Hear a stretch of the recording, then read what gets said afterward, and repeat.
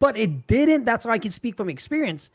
Isolation, being on top, saying it's lonely and stuff, doesn't make it any better because at the end of the day, you need to share things with so many stuff. And then mentally and emotionally, you turn into a different person. You become more jaded, more rocky because you think your shit doesn't stink, right? Because at the same time, isolation, getting out of isolation is not just physical, it's also mental and emotional. And you know what I mean? A lot of the times you see men trying to isolate, being tough. For what? For what?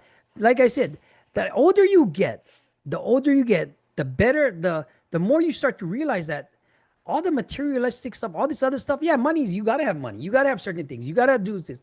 But you can't take that shit with you unless you leave it to a legacy with your kids. And they would rather have information now because the information you give them, the way to develop, the way to treat, say, your next generation, like my kids will the door open up for a lady because that's what I've been taught. This is what I'm teaching them.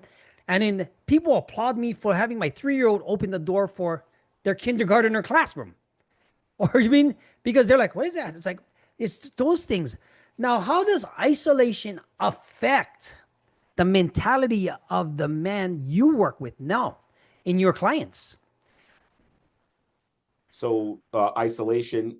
So what ends up happening is there's a lot of rumination that takes place, right? You become your own echo chamber. It's usually never Yeah, good. yeah, yeah. I've yet to see it good, right?